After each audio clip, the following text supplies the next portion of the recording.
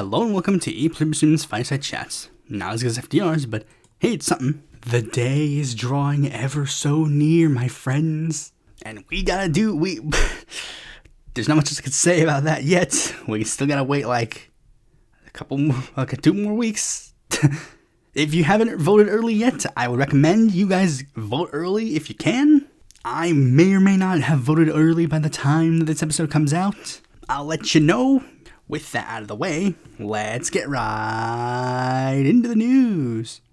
First, these are going to be, the first two news stories are kind of related, but also not. And it's going to be stories revolving around our favorite apartheid state, Israel. First is a bit of an update on the prison rape scandal.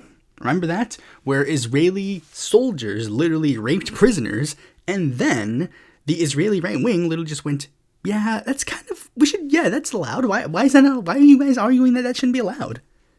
Even though they then cry like, Hamas is raping Israelis. Well, Israeli soldiers attacked military police at gunpoint for arresting comrades over shared Tiamin abuse. IDF reservists with Force 100 assaulted military cops coming to arrest other soldiers suspected of attacking and sexually abusing a Gaza detainee. The claim wasn't investigated as IDF police are avoiding the inquiry due to right-wing pressure, a source says. Does that not sound insane to you people? Does that not sound insane? Soldiers who are caught raping prisoners are being, just let go and are allowed to just hurt and attack, police officers who are trying to arrest them for committing a crime because politicians are allowing them to do so. Seriously, why? I know why, because Israel thinks that they can do whatever the fuck they want. They don't care. They have the backing of the United States. We all understand this. For real. This is the biggest fucking weird thing. This is it's the same thing with Trump in a lot of regards. It's you just see them blatantly, openly just go one way, and then somehow I'm supposed to interpret it in a completely different way that allows me to go oh, well, you see, actually the Israelis are the good guys. It's what? I am so genuinely perplexed on how people can just be yeah, Israel is the good guys. In what scenario can you just openly and again, I've shown this clip before where it was literally a debate in the Israeli Knesset, and one of the opposition parties, I think it's the member of Tal, and he said is it okay to sodomize prisoners? And then the Israeli right-wing Likud guy said, just blankly said, yes. Why?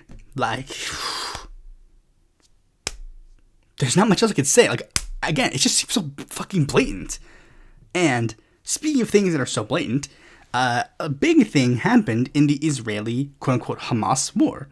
Hamas leader Yahya Sinwar, I never really knew his name before, allegedly has been killed by Israel. And, typically how these things work is when the leading force of a military is taken down, usually that means the war is ever so closely inching to its end. When Hitler killed himself during World War II ended not that long afterwards. After the US killed Osama bin Laden, the Iraq War ended not that long afterwards. So, keeping that tradition, normally in this situation, we would think Israel's okay, we defeated the leader of the military force that attacked us on October 7th. Now we can start thinking about possible ideas to withdraw troops, to push for an everlasting peace, that sort of stuff. But as we know, Israel's a little bit sussy bucket. One of the opposition leaders, Yair Lapid, has had some inklings of a possible understanding that this would be a closer to an end. He did get a little bit, very nationalistic. All our enemies will perish, as he says. Let our enemies know that on every front, in every tunnel, in every house, they will be the end of them if they go against the state of Israel. But outside of those rhetorical tweets, he has actually went to call upon the Israeli government led by Benjamin Netanyahu to take advantage of the opportunity presented by Sinwar's death to, quote, strive for a comprehensive deal and offer monetary awards and safe passage to anyone who brings hostages to our forces. But another opposition leader, Benny Gantz, went a little more mask off, stating the IDF will continue to operate in the Gaza Strip for years to come.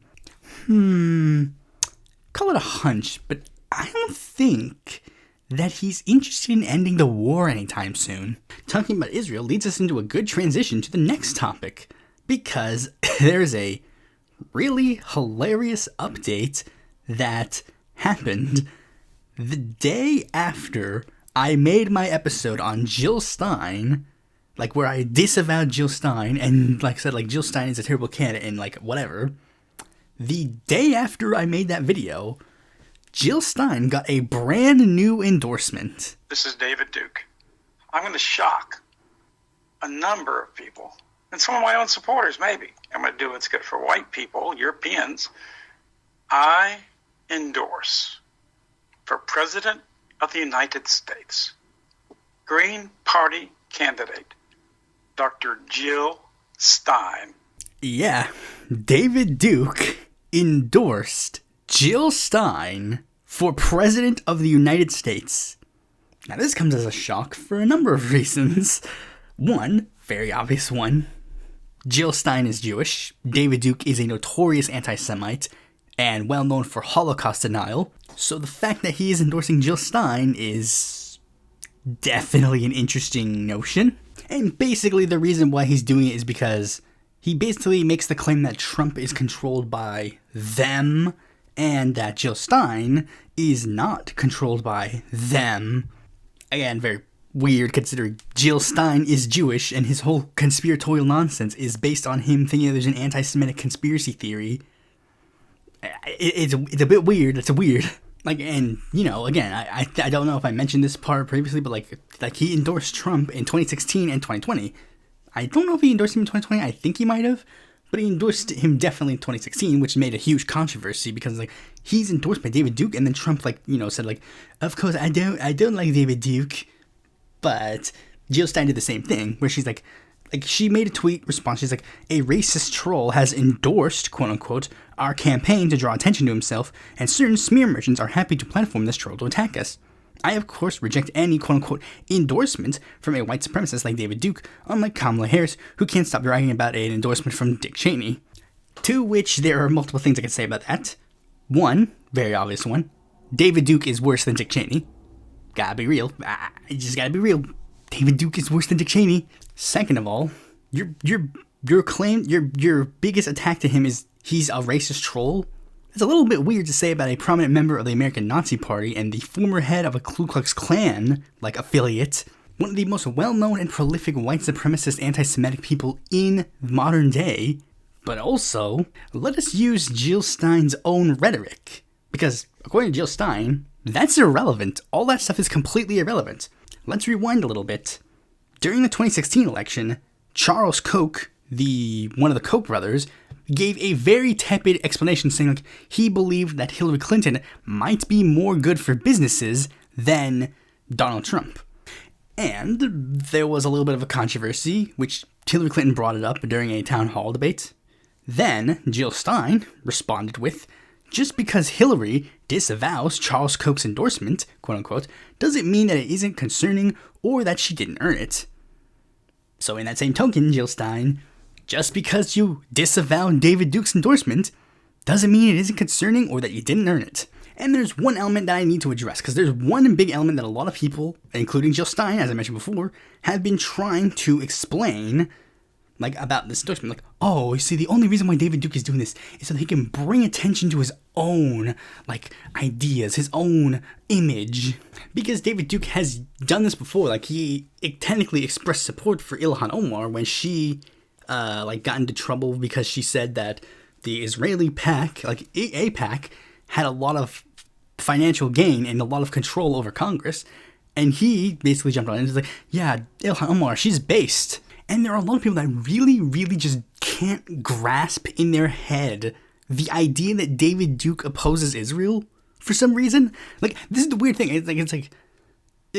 You'll bring up the fact that David Duke opposes Israel, and then for some reason they have to like wiggle around to try and figure out they're trying to figure out blah blah blah. Like, you're trying to figure out like this weird conniving. It's like, guys, it's pretty obvious. He hates Israel because it's a Jewish state. That's like a very obvious. That's very blatantly obvious. You don't have to like do any of this stuff. Yes, he's opposes Israel because he is anti-Semitic. Like, I mean, look, it's not that difficult. Yes, you can oppose Israel and not be anti-Semitic, but David Duke opposes Israel because he is anti-Semitic. It is weird because there are also some people who somehow can't grasp this fact, and then will then work around to try and be pro-David Duke. Because I remember, I got into an argument with people earlier this year because Alex Jones, he like tweeted a thing that was like opposing Israel, and then a lot of people on the quote-unquote left, like communists and like tankies and whatever, they were literally trying to go like, oh well, see, Alex Jones has a way better position on Israel. He's to the left of Israel. He's to the left on Israel than Kamala Harris or Joe Biden. Do I point out the fact that that's obviously not true, because his position on Israel is the exact same position as David Duke's position on Israel. He opposes it because he is anti-Semitic. And then I literally pointed that fact out, and it literally was just like, do you believe that David Duke is to the left of Kamala Harris on the issue of Israel? And they said yes. Like, just unironically, they're just like, yes. This is why I can't take a lot of people seriously. They don't understand this thing. You don't have to be on the left to oppose Israel. You don't have to be on the right to support Israel. There are people on the left who support Israel. There are people on the right who oppose Israel. It's your intentions that make it a left and right issue. There are two people who oppose the state of Israel. One opposes the state of Israel due to the fact that it is a colonialist state, it is an apartheid state, it is an ethno-nationalist state, it is a state that oppresses people, it is a state that keeps the working class of their state down and oppresses people. It is settler colonialist. The other person hates it purely because they hate the fact that it is a specific religion. These two are not anywhere close on this issue. They just have a similar outlook, much in the same way where it's like, it's the same thing with like you bring like a far right Trumpster and like a far left Bernie person, they can both agree the political system is wrong, the political system is corrupt, the political system is bad, but they will never agree on an actual solution to the problem because there is no solution that they can agree on. They think it is vastly different. Bernie people understand the fact that it's a capitalist state that is ruining the working class of America. Trumpsters think that it is a Democrat-run, like, socialist state. They'll never agree on the solution. They only agree that there is a problem. And it's just kind of weird that this is, like, a thing that people are still trying to, like, work around. Because, like, we've had a similar solution. We've had a similar thing in the past. Remember in the 2020 election when Andrew Yang got the endorsement of a ton of white supremacists? And the reason why they were flat out willing to support Andrew Yang, despite the fact that he's a minority, is because he was, quote unquote, one of the good ones. He was an Asian person, so he was considered a model minority. And in this case, David Duke probably sees Jill Stein as, quote unquote, one of the good ones. I mean, guys, you do know that there are Nazis who do like Jews, right? Hitler literally had his mother's doctor, smuggled out of the country, right? Just because he treated them with kindness. Because, again, they seem to understand the fact that Jewish people are people, but they just want to use the whole, Jewish cabal thing to try and, get political favor and gain. But anyways, let's move on to the next story, which is actually some good news. Congresswomen Velasquez and Ocasio-Cortez endorse the Alianza. For those who don't know what the Alianza is, it is a political coalition between the Citizens' Victory Movement and the Puerto Rican Independence Party. I think it's formally called the Alianza de País, or the Country Alliance. For those who need a quick refresher, the Puerto Rican Independence Party, as the name suggests, is the Puerto Rican Independence Party, and the Citizens' Victory Movement is a anti-neoliberal, anti-colonialist progressive political party that similarly also has a broadly, it's kind of independence. I think their specific interpretation of independence is more of what's it called? It's where they are technically still considered a province of America, but they effectively govern themselves as if they are an independent state. I don't know if that's specifically changed or not, but regardless, they have endorsed their two top candidates. Because those two parties have agreed to run a slate together.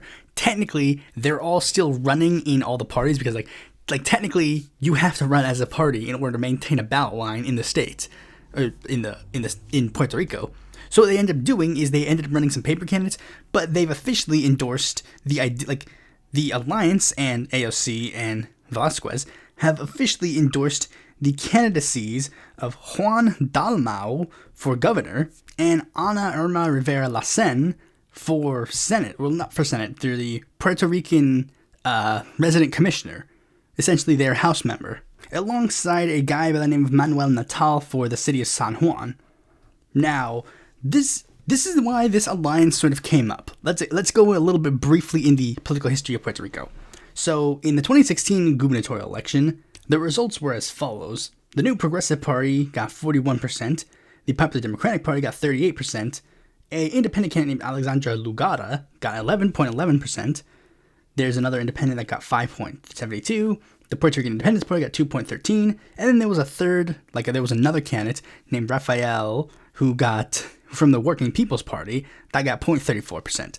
2020, Lugara teamed up with Rafael to form the Citizens' Victory Movement. It was set to sort of be like a referendum on the idea of like statehood versus alliance versus whatever, because each of the parties sort of have a different position on statehood versus alliance. The 5 main parties in Puerto Rico are our Project Dignity or Dignity Project, which is basically agnostic on the issue. Puerto Rican Independence Party, as the name suggests again, Independence Party. Citizens Victory Movement has a little bit of a here and there situation, but like broadly more along the line of independence, like at least bordering on independence. The Popular Democratic Party wants to kind of maintain the same status quo movement, and the New Progressive Party basically wants them to be a state. That's basically all they started as. But here was the big problem. In that last gubernatorial election, here were the results. 33.16% for the New Progressive Party, 31.67% for the Popular Democratic Party, 13.92% for the Citizens Victory Movement, Puerto Rican Independence Party got 13.54%, and Project Dignity got 6.79%. Combine the vote totals of the Citizens Victory and Puerto Rican Independence parties, 27.46%, which, while still, well, it's not that far from the vote total of the Popular Democratic Party, but again, it's still third, but they understood that it was better for them to align together and form one coalition, which is why the alliance is now moving forward with the idea of a coalition, because it's seeming to supersede the PPD, because the PPD was actually, originally the PPD was trying to also kind of maintain like a new direction, because there was a woman who was a leader of the PPD, who was like a Bernie woman, she was like a Bernie-crat, trying to find her, she's on the thing, she's on here, Carmen Yulín Cruz, and she was like, I'm trying to form a free association, that's what it's called. She wanted to start a movement in that party, but it wasn't working at all. And now the free association movement / independence is kind of being like spearheaded by the alliance. And yeah, it kind of looks like it's working out way better there, because I actually did check the polling, and let's take a look at the polling. So the polling of the 4 major candidates, because again, Citizens Victory Movement has a paper candidate on the ballot that won't really be playing any role in the election. But of the 4 actual candidates, the 2 polls that shows on Wiki is Javier Jimenez of the Project Dignity, 9%. That's the first one. Actually, he's on both of them have 9%. Then in third, in both of those polls, is Jesus Manuel Ortiz of the Popular Democratic Party. Juan Dalmau is second in both of the polls, with 23% in the first poll and 25% in the second poll. And the New Progressive Party is still really doing well, but not as well as before. Like, she originally had 43% compared to Dalmau's 23%. Now it's 37-25, which is still not so good, but it shows that there is a chance. There is momentum building up for the Puerto Rican left.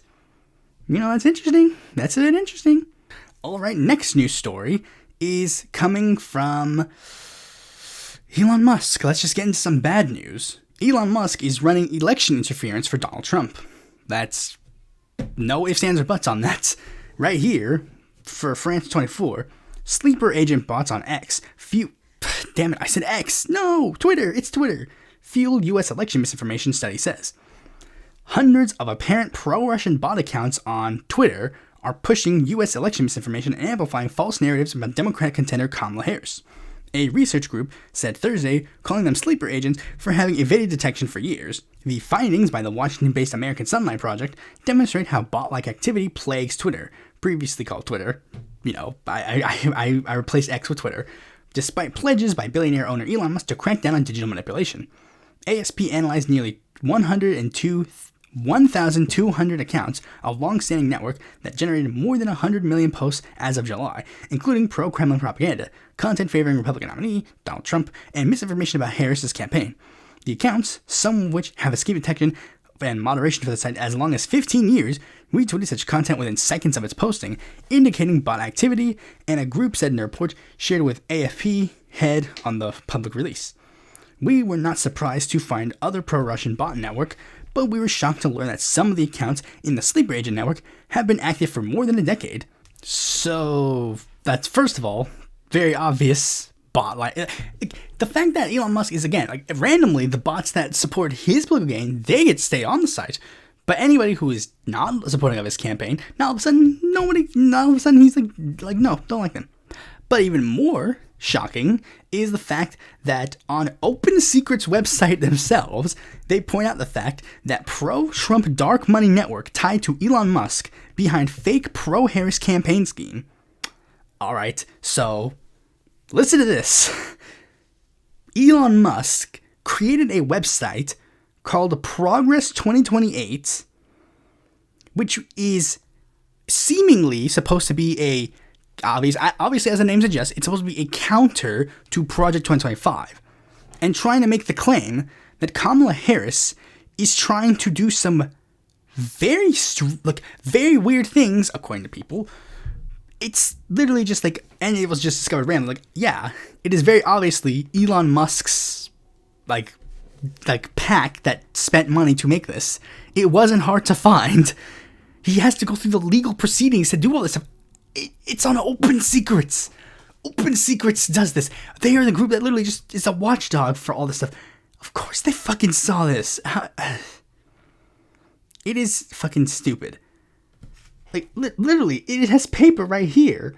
Literally, it literally has it has it right there. The paperwork.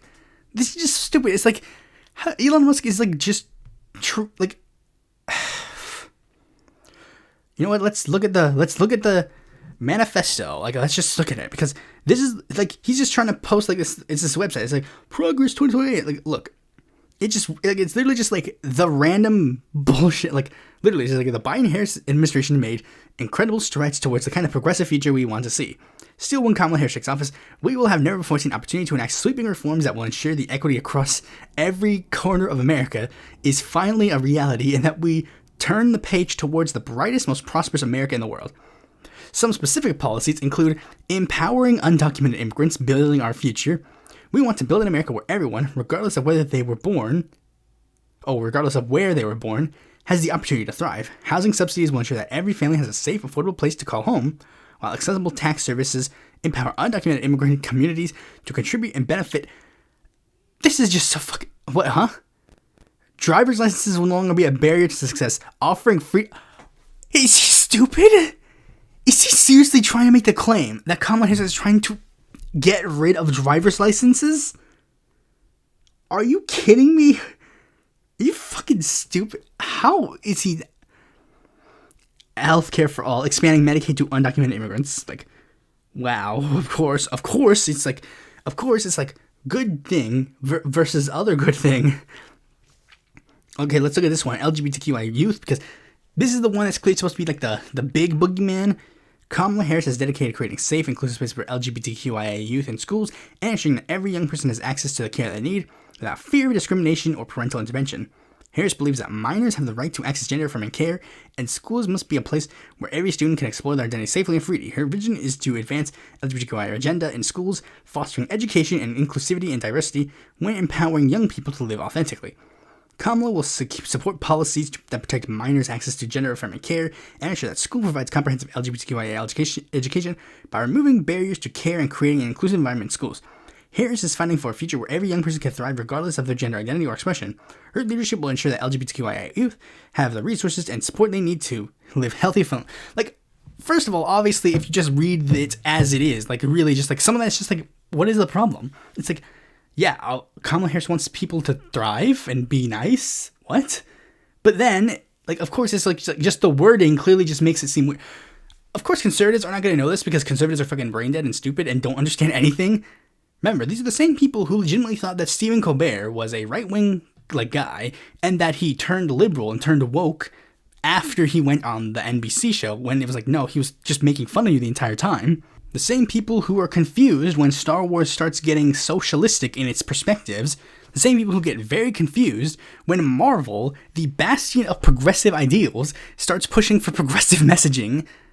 But it's like, of course, he's like, they word it in this way. It's like, oh, Kamala Harris wants minors to get, like, gender-affirming care. It's like, not a single mainstream Democrat has ever said those exact words. Are you kidding me? Look, this is just the dumb thing. I love when all these right-wingers are like, I really cannot fathom this.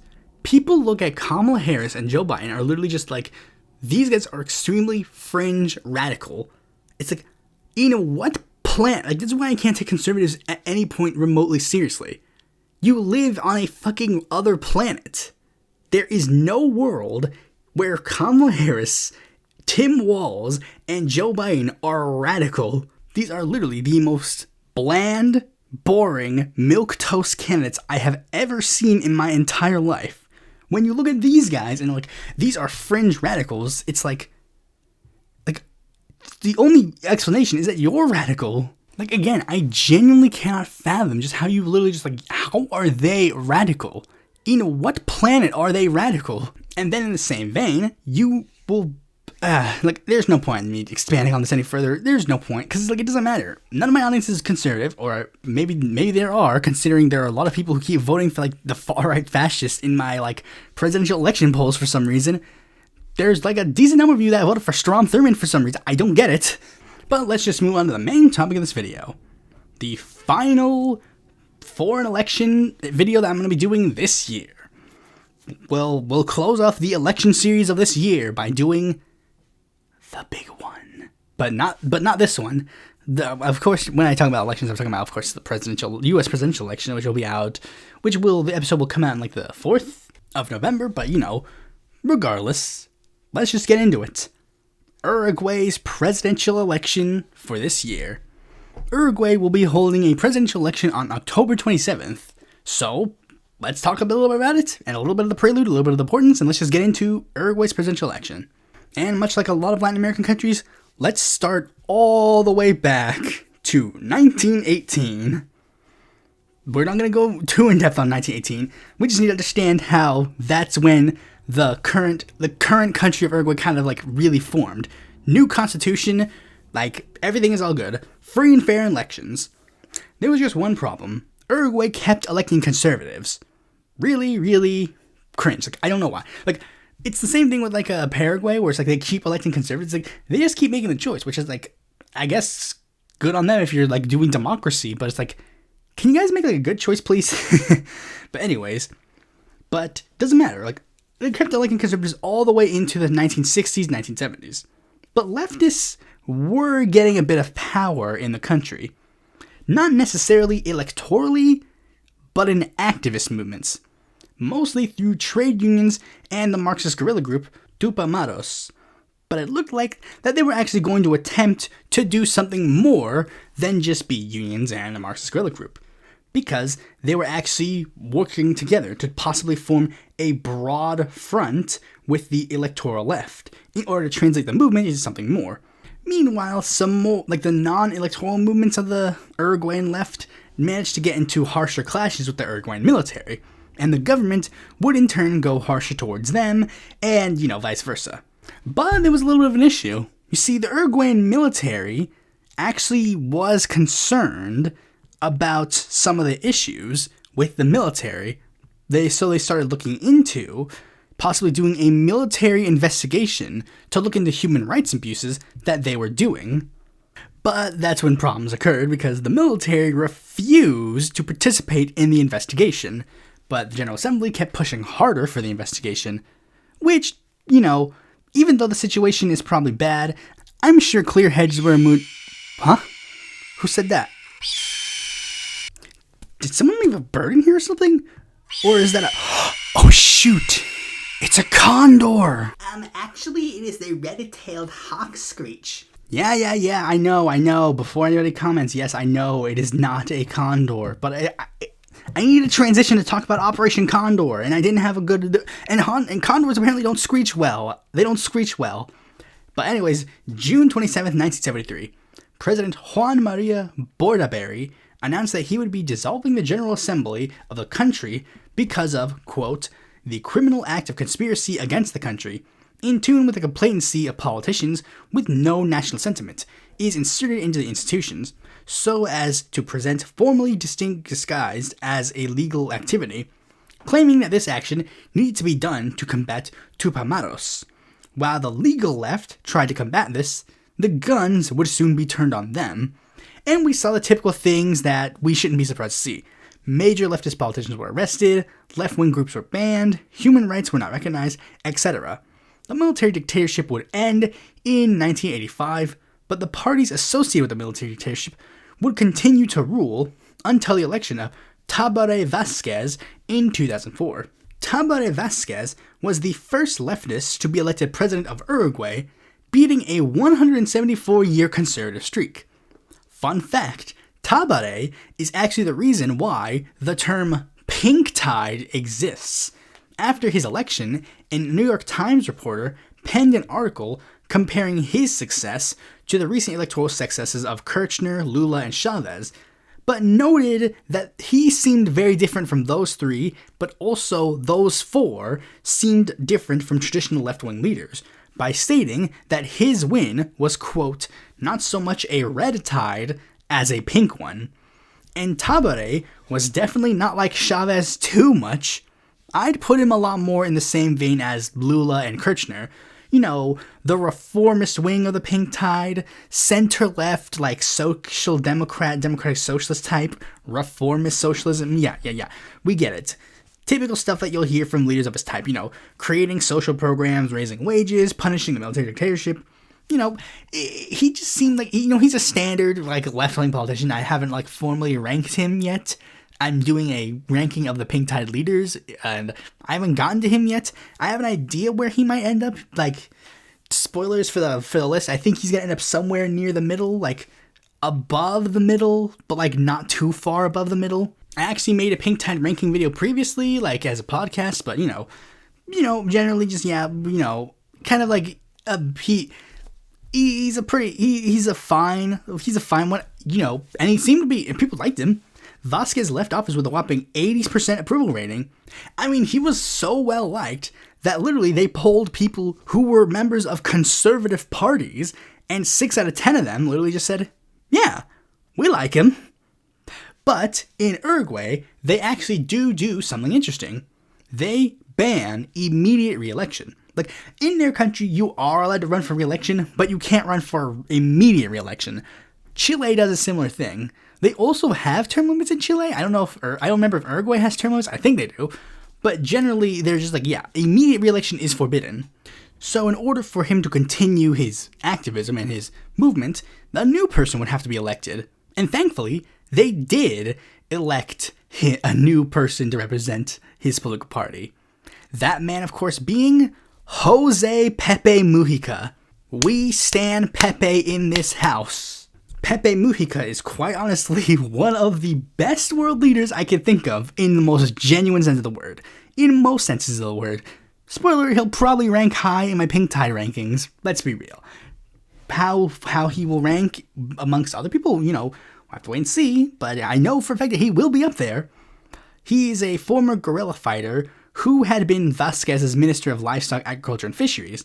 Pepe is and was a very interesting political figure, was a very strange out there person to be president.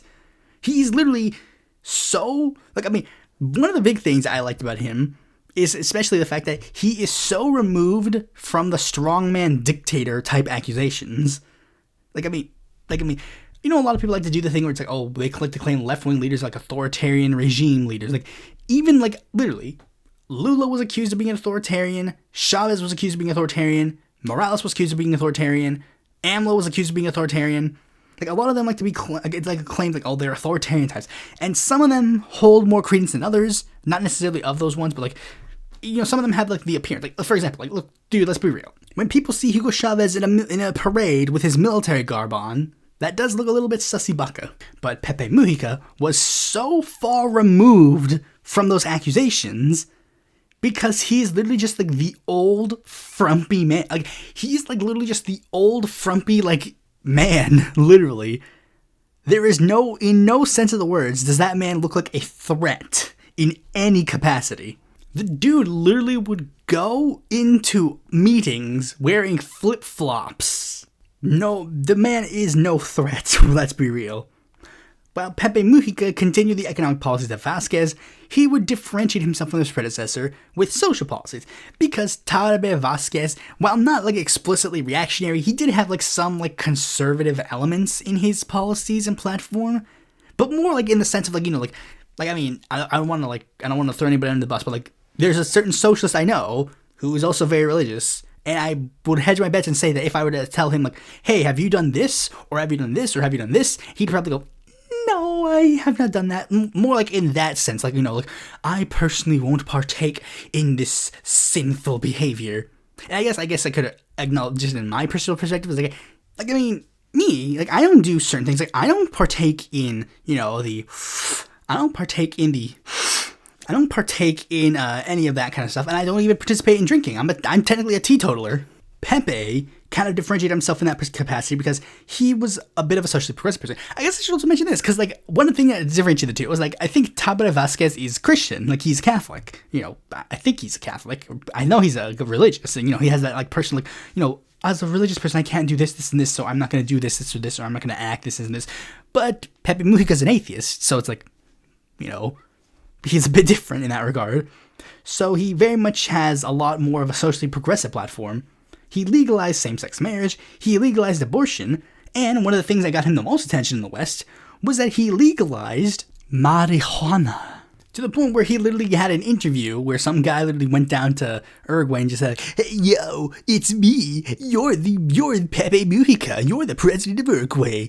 You legalized marijuana. Can I smoke some weed? And then Pepe Mujica's like, I mean, sure you can, I guess, if you want. And he's like, you want to smoke weed with me, Mr. President? And he's like, no, I don't partake in that. I don't partake in that. And then he got a Cuban cigar that Fidel Castro gave him. And yeah, no offense, but he probably should have partaken in some of that weed, you know, because now he has esophageal cancer and is dying. So, I mean, probably should have partaken in that, buddy. Another aspect of Pepe Mujica, as I mentioned before, is the fact that he didn't really seem to act like and, you know, participate. Like, he wasn't like a president. He kind of literally was just like a guy who became president. As I mentioned before, he dressed in flip-flops during meetings. Like, he dressed like just like a normal guy. Literally wrote it and made a speech where he talked about, like, I don't want to wear a fucking tie. Are you crazy? This is like a useless rag. And kind of like in the most logistical sense of his ideology, he kind of like, I mean, in another sense, he kind of like was like a socialist where like he lived what he preached. You know, like a lot of people like to make criticisms of like some socialists, like, oh, you have a computer. You go to Starbucks. Like, you do this, you do that, and it's like, you can't do that with Pepe Mujica, because he literally lived in, like, he rejected living in the presidential palace, and lived in the most polite way. In the most polite way I can describe his home, is that it is a shack in the woods, basically saying, like, if people in my country live in poverty, I'm going to live in poverty too. With his two modes of transportation being a 1987 Volkswagen Beetle, and a bike that is 60 years old. Another aspect of his interesting frugality is in regards to his salary. You see, you know, president of Uruguay, you know, like every politician, you know, they got a salary here and there. His salary was supposed to be $720,000. But Pepe Mujica made a point to donate 90% of his salary to the poor. Like, wow. I mean, he'd still got a huge chunk of he got a huge chunk of change. He got $72,000 instead of $720,000. But yeah, I guess. I mean, dude, he gave away 90% of his fucking salary. Come on. And unfortunately, Pepe Mujica would also not be allowed to run for re-election, and he didn't even bother to run again afterwards. This really seemed like more of a public service thing. Like, I did my duty, I did my job, and now I'm out. And it's commendable. We can give him that. Tabore ended up running again and ended up becoming president again, and more or less the same thing would happen with his first term. Generally fine social democratic policies, but unfortunately, a little bit of a problem because Uruguay would start facing some problems, a budget deficit and a rise in crime, which made many Uruguayans think maybe we need a new direction. And unfortunately, in these situations, they always turn to the right. Luis Lassalle Pou was chosen to end the left-wing reign, which is bad, but to be fair, he wasn't, let's just compare him to some other right-wing leaders elected in Latin America at the time. Jair Bolsonaro, Nayib Bukele, Javier Milei. Pou was just kind of like a standard right-wing Latin American president. I mean, generally just like a Western-aligned, neoliberal, neoconservative president. Nothing too notable, really. I even tried to look for his administration. Normally I try to, analyze this administration. Did he do good? Did he do bad? And, generally he just kind of did mid. Generally, I would obviously probably say, it would lean more closer to bad, right-wing conservatives, especially considering, the goodness that came before. But, otherwise, he's just kind of, boring mid. Uruguay seems to actually have a bit more of a stable democracy in that sense, because, they literally do the thing like America does, where it's oh, this guy did bad. Oh, we're actually going to make this guy win. Oh, no, we see this guy's going to win again. They just keep flip-flopping, whatever. If it means left-wingers get to have a chance at presidency and governing, good on them. Let's look at some election issues. According to the Council of Americas, and yes, I have to acknowledge this. I have to acknowledge this sad fact. The Council of Americas is actually a source that I kind of use a lot in a lot of these videos. They're a free market organization that do, generally have, Western-aligned interests, but they do have a lot of information on these elections that are broadly okay and help expand the outlook of these elections. I, of course, know to take a little bit of a criticism. I acknowledge that they're not perfect in a lot of regards. And I acknowledge that there are a lot of issues with a lot of things. They have this thing where they have a personality chart where they try to have a political compass. One thing that is a bit of a criticism is that they don't actually even include a lot of candidates in a lot of regards. But they can generally be somewhat good. I'd recommend looking into them. If you're doing research into these elections, I would recommend looking into them, but don't use them as your only source. Don't use them as your 100% only source. I don't. But just use it so you get a broader understanding, especially considering I don't live in these countries, so I can't really attest to a lot of things. Much in the same way, I wouldn't recommend you guys use Telesur to be your information in this regard. All the sources can be a little funky, so it's best to try and look and try to find the actual broader picture. But according to them, the 5 major issues that Uruguayans feel is important in this election are, in this order from least important to most important: corruption, poverty, drug trafficking, unemployment, and insecurity, with their security issue seemingly being the top issue that they are focusing on.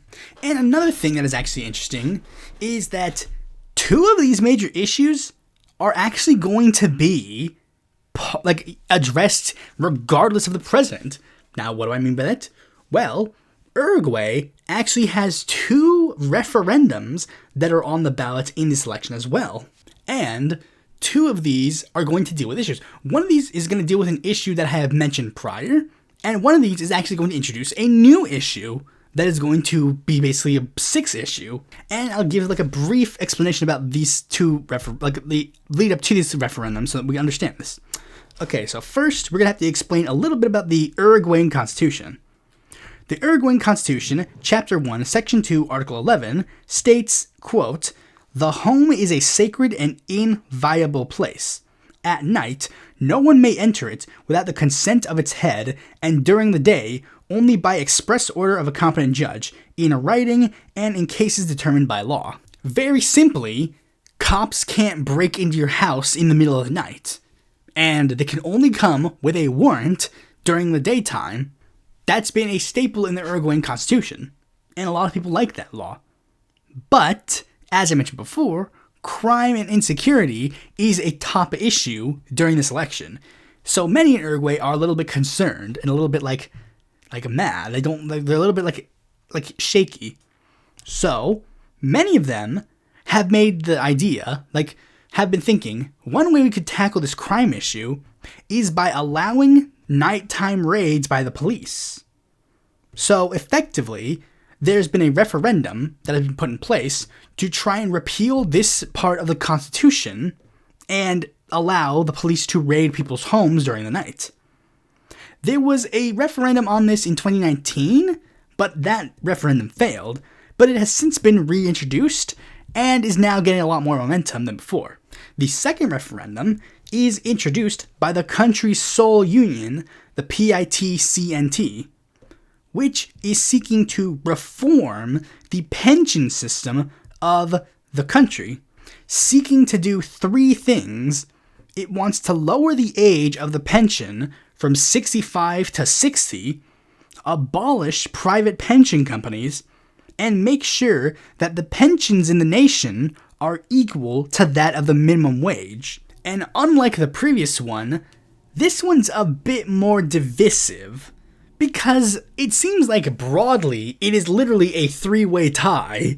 It's not literally a three-way tie, but effectively if I showed you the chart, it would be effectively a pizza split into three slices. Even political parties are divided on how it will go. I don't necessarily want to get too in-depth on it, but there are some people in some parties that do think that this would be a good idea, and there's some people in some parties that think this would be a bad idea. Speaking of parties, let's get into it. The parties and candidates that will be contesting in this race. There are currently 11 presidential candidates in Uruguay, as it is officially a multi-party system. But the country's politics are relatively simple. It is, as of now, effectively a two-party plus system, like Canada and the UK, where even though there are multiple parties that have multiple, that can win office, realistically, this office is effectively going to be a two-man race. Let's be real. Is the NDP going to win the Canadian elections anytime soon? Hopefully one day, but more than likely not. Is the Liberal Democrats going to end up becoming Prime Minister of the UK at one point? Probably not, but, maybe one day. And in this same token, there's effectively going to be two parties that are going to end up winning in this country, but there's a slim chance someone else could be the president. But there are other parties that will play a major role in the election to an extent, so we'll go over them a little bit. I'm gonna streamline it to basically go over the 6 candidates that have parties represented in their legislature. That's kind of where I will default if it is a system like this. If you're represented in the legislature, you might get a chance to be mentioned. But otherwise, let's be real. We'll go from the ones that have basically no chance to the ones that have a chance. Alright, so here we go. First, we have Pablo Mieres, lawyer and former Minister of Labor and Social Welfare. He is the candidate of the Independent Party, a center-to-center-right political party. The only aspects of his platform I could find is that he opposes the Social Security referendum and supports the nighttime raid referendum. The next candidate is, I really don't know much about him. He's this guy's a generic, just random guy. He borders on, being irrelevant. His party, the next guy is basically irrelevant, one seat, I think. But, again, that was my rule. My rule is they get to be mentioned. And the only reason why I'm doing that is so I can mention this guy as well, because this guy's funny. Cesar Vega. He is an agronomist and national representative. An agronomist is a soil scientist, and we'll come to that in a second. He is the candidate of the Intransigent Radical Ecologist Party, an environmentalist political party, which, not an eco-socialist party, not let's just, in the party's foundation, he stated as follows: "We are neither left nor right. We are from below, from the earth." So that probably gives you a little bit of an understanding about what kind of environmentalist party it's supposed to be. Because in the world, we understand that there are various different types of environmentalist parties, and most of them are kind of streamlined into basically being like a vague, like, you know, like liberal, like most of the environmentalist movement, unfortunately, is kind of like based on like a basic borderline, I guess there's no beating around the bush. I'm just gonna say it, Ted Turner type logic, where he's like, oh yeah, we need to like control overpopulation to decrease climate change. Meanwhile, he has 10 kids. Or like, we need to make sure the lights are turned off in order to make sure that climate change is less bad. Even though he also runs a multimedia company that literally uses so much electricity that it's irrelevant. Rather than do actual things to address the real problem, use basic surface level stuff that's like really doesn't do much. And, you know, let's look a bit at his platform. The only thing I can find about his platform specifically, aside from, like, you know, of course, environmentalism, is the fact that he supports the nighttime raid referendum. And if you would think, like, you know, at least this guy's kind of like, you know, he kind of has like a somewhat goodness in a sense, you know, environmentalism is good. But I kind of want to go a little bit further. Let me give you a little bit of an explanation about what kind of environmentalist party is, because even though I just said he's kind of like that generic one, but like he's a little bit more than that. In 2021, he invited a ton of people to the Legislative Palace to show the effects of the COVID-19 vaccine. That sounds like good. Showing that they're perfectly healthy, nothing bad? Wrong. He was claiming that it was making people magnetic.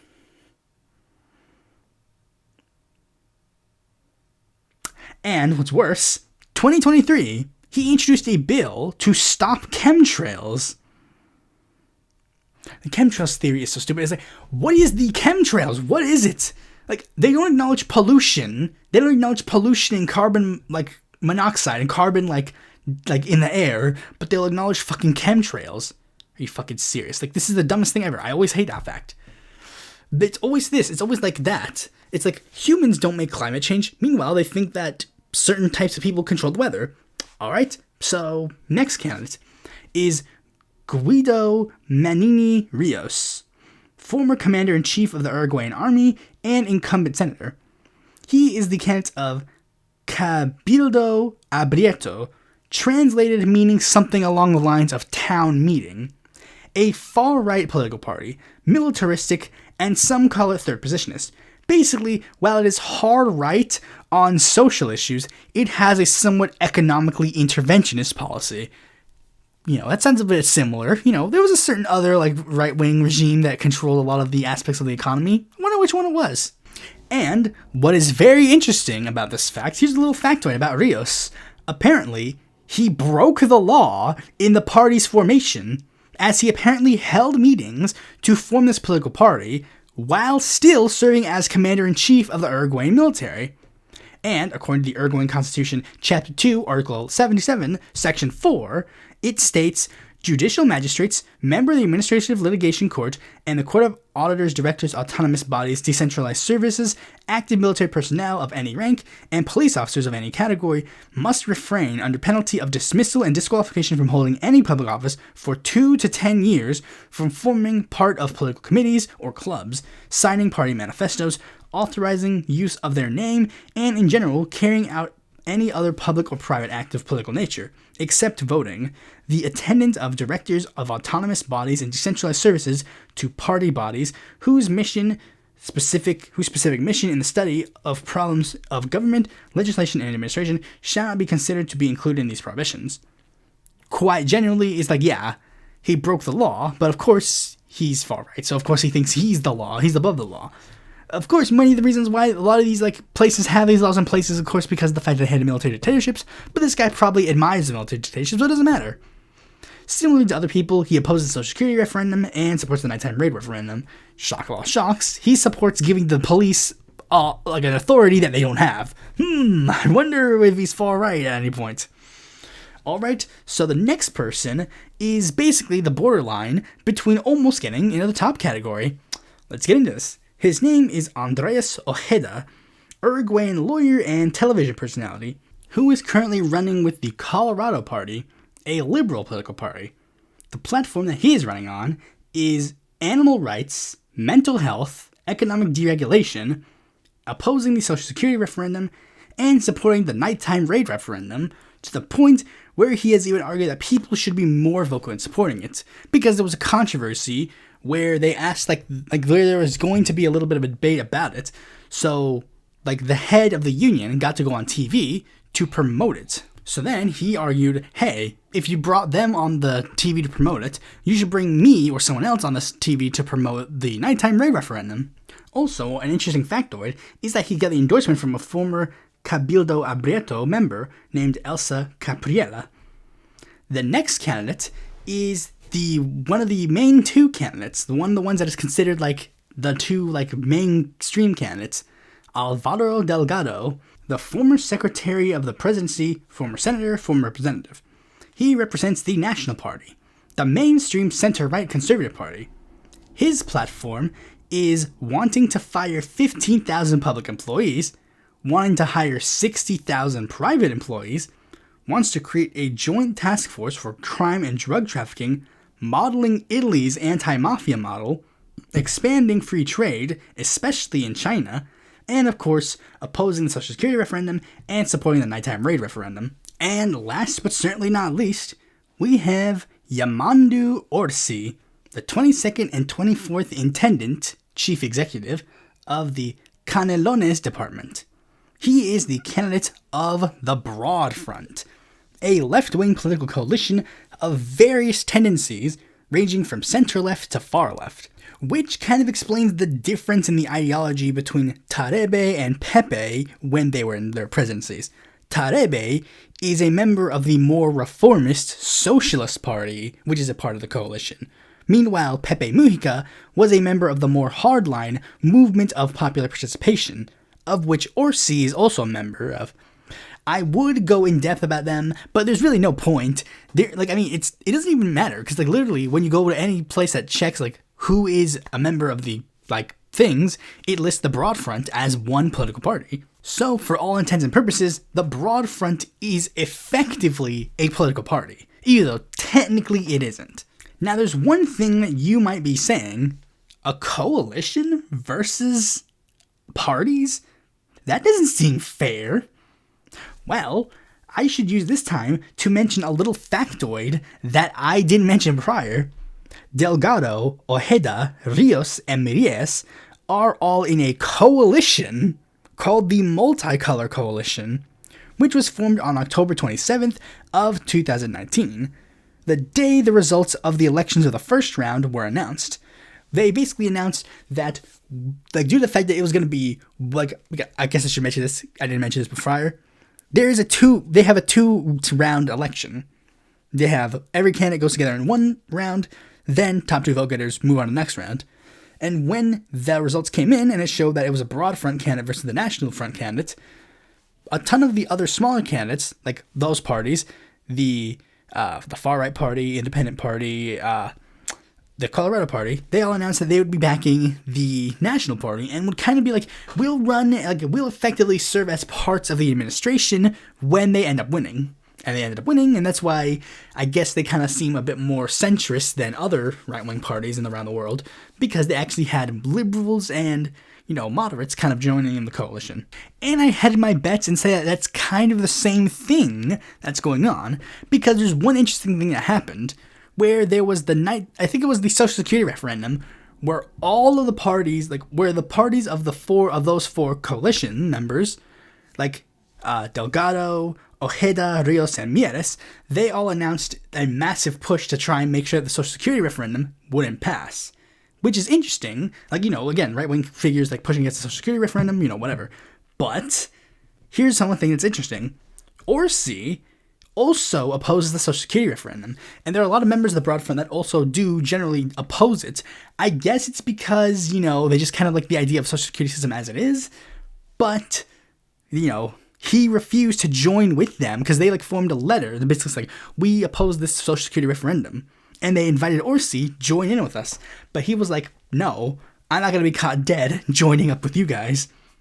Other aspects of Orsi's platform include promoting investment in Uruguay, including by the US and China, wanting to end child poverty by the end of his term, opposing the Social Security referendum, as I said before, and opposing the nighttime referendum. Now let's get into some events of the election.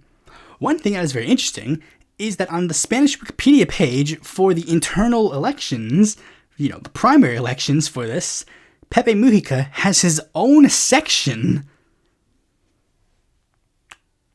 Weird. Alright, let's just get into it. Alright, so first, in February of this year, Pepe Mujica stated that of the candidates, Orsi was best suited to beat the Nationals because he was very critical of Kasi, the current vice presidential candidate of the Broad Front, who was running against him in the primary, which people perceived in a negative light, but really, he was just kind of just saying he thought that Orsi was a better candidate than Kasi. And in March of this year, he argued against Delgado as the National Party nominee, stating that if he were a member of their party, that, quote, the girl would be more attractive, referring to Laura Raffo. And I guess some people took offense to that, which I kind of get. Him saying the woman is more attractive does ring some slightly weird things, but otherwise it doesn't really matter. Also, this one isn't relevant to any of that, but I did read something that was very interesting, because I think to get some news stories for this election, I put Uruguay in my Google thing where it's Google will recommend me Uruguay stories, and they actually came up with a interview that Pepe Mujica did when he was in the hospital, because, as I mentioned before, he's got esophageal cancer and is basically dying. So they gave him an interview basically saying hey, what are your thoughts as you're dying? I mean, quite literally, that's literally the basis of the interview. You're dying, what are your thoughts? And, he basically, he said something that are very interesting. I'm gonna try and include a link to it in the description, because I think it's kind of interesting. Especially considering there were some things that he said in it that are really weird. But, first, some things are just kind of, funny. It's do you think about death a lot? And then Pepe Mujica's I'm an 89-year-old man. Yes, I've thought about death a lot. But, some interesting things that happened during this interview that were very interesting were, some things are kind of more generic and not really that surprising. Basically stating that he opposes Daniel Ortega and Nicolas Maduro. Nothing new. He's been critical of their administrations before. In fact, he's been very critical, especially recently, where he gave an interview to Pedro Castillo, and he basically said Pedro Castillo, there are two problems. There are things. You could be one of two things in this movement. You can either lead us into a path of liberation or a path down authoritarianism. And of course, he's been a lot more critical of Ortega and Maduro recently, and has given praise to Lula. Again, not necessarily that surprising, but he even defended Lula against some things in the past, because a lot of people don't understand this, especially recently. Lula has been notorious, I mentioned this before, but Lula used to be notorious for his support of Venezuela, and him getting basically kid gloves for Maduro because of his friendship with Hugo Chavez, but now he's basically been a bit more critical now, so he basically praised Lula for being more critical now, but also acknowledging the reason why he wasn't critical before was because he was trying to be nice to Venezuela, and hopefully trying to get them to make things better, basically trying to explain this. But one part that I found interesting was this weird part, where I'm gonna try and include, I'll actually just try to quote this verbatim, because I think it's just very interesting to see. So it literally says here, as time goes by, does Jose Mujica continue to fight against capitalism? To which he responds, man must overcome capitalism, but the paths he tried were astonishingly naive. To which the interviewer responds, it refers to socialism? It refers to real socialism? To which Pepe Mujica responded with, of course, it was a resounding failure. It had a good engine, but society is not managed like an architect who builds a building. Humans are more complex. Then goes on to say, can capitalism still be overcome? To which Pepe responds again, it will be overcome even by capitalism itself, or it will collapse due to its own contradictions. In the end, I don't believe in socialism. I have the defect of believing in the human race despite everything. With another question being asked about, is the Frente Amplio, Broad Front, still looking for an alternative to capitalism, or has it finished assuming its position as a social democracy? To which Pepe responds, the Frente Amplio today has a problem of a national nature. It must realize if it comes to power that it does not govern only for itself, but that it governs for a small country of 3 million. We cannot have half the country against half the country. There must be some points of agreement. We must stop screwing around. Why? Because reality is much more decisive. It's kind of weird. Pepe Mujica just explicitly denounced socialism, kind of weird to do right before you die. But it seems like he literally is just denouncing just the term socialism, not like denouncing the specific tenets of socialism. Like, he still believes that capitalism should be taken down, and he still believes in like the capitalism will bring its own fall through its own contradictions thing that a lot of Marxists believe in. I mean, I guess he's just kind of like reflecting on a lot of the things in his life and just kind of like, I don't know, it's just weird. It's just kind of weird. I mean, I can't really like necessarily, Pepe Mujica, like, is he no longer a socialist or anything of the sort? But it's like, I mean, I guess in name he's not.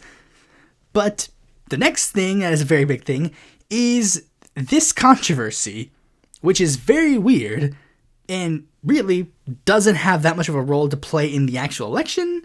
But honestly, I just wanted to talk about it because it's just really weird. When I first saw it, I'm like, what?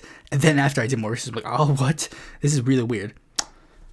Let's talk about the Orsi case.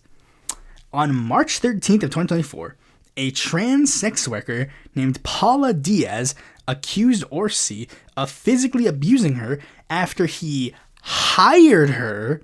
They never explicitly state why he hired them, but you could probably take a wild guess. And another trans activist named Romina Celeste Papasso corroborated her story.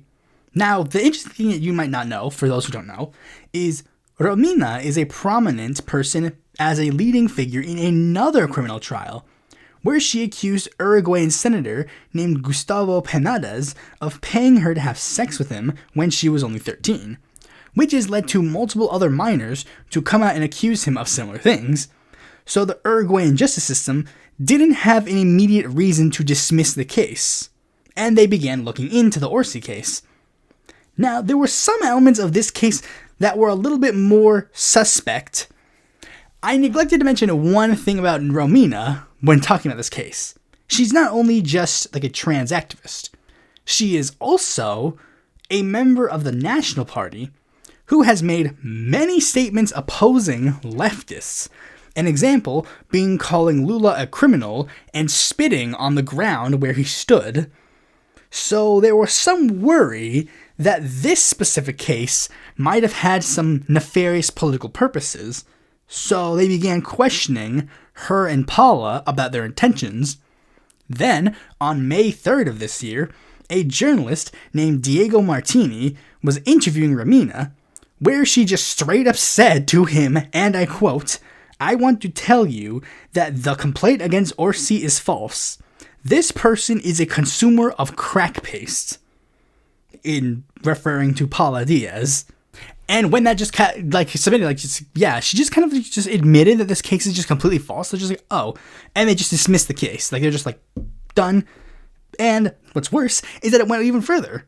Paula and Romina would be sentenced for falsifying police reports, which is a crime.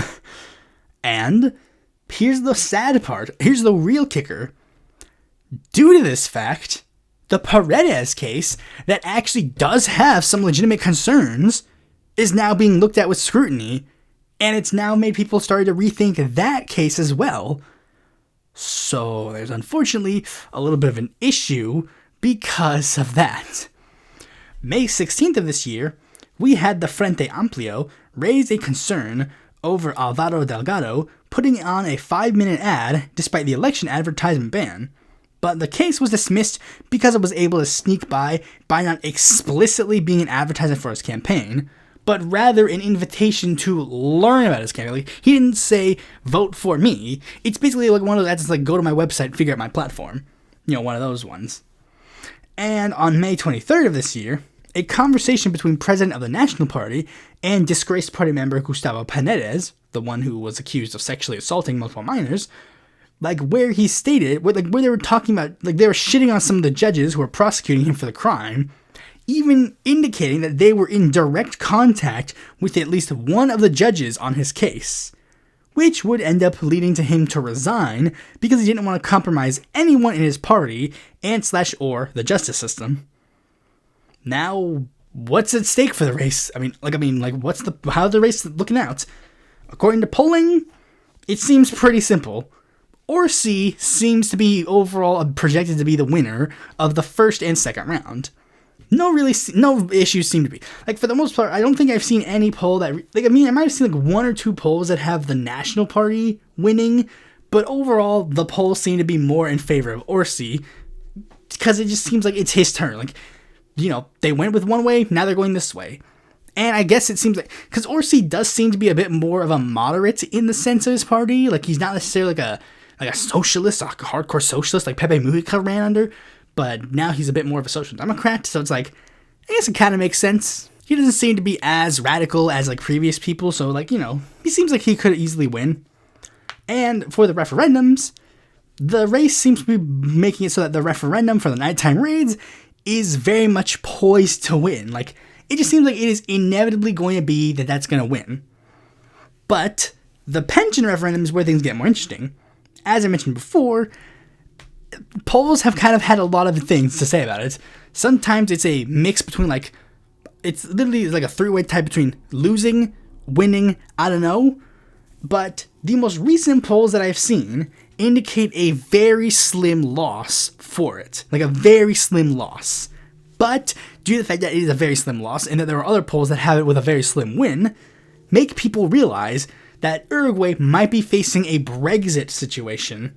If you don't remember about the Brexit situation, it is where the president, or the leader of the country, will be forced by a referendum to push forth an agenda they don't agree with. And we know that to be the case with the Brexit referendum, where the Brexit referendum had Theresa May, who advocated against leaving the EU, being forced to have her party be the leaders of leaving the EU. And if you happen to be an Uruguayan in my audience, I think if you're an Uruguayan in my audience, you should already be on board with Orsi at this point. But if you're not, you know, hooray, Orsi. I mean, yeah, you know, just generally, if you were in Uruguay, support Orsi. He just seems to be the most logistical candidate to support. And I want the broad front to win again. Frente Amplio, let's go. But, you know, me, if I had to rank him immediately, I don't think he's going to be like that high or that low on my Pink Tide rankings. Seems like he'll kind of just be mid. I don't know. He might surprise me, but either way, yeah, Uruguay is doing good. Thanks for watching this video. Be sure to like, comment, share, subscribe, and click the bell to be notified when a future video mine comes out. And if you want more content from me, consider supporting me on Patreon.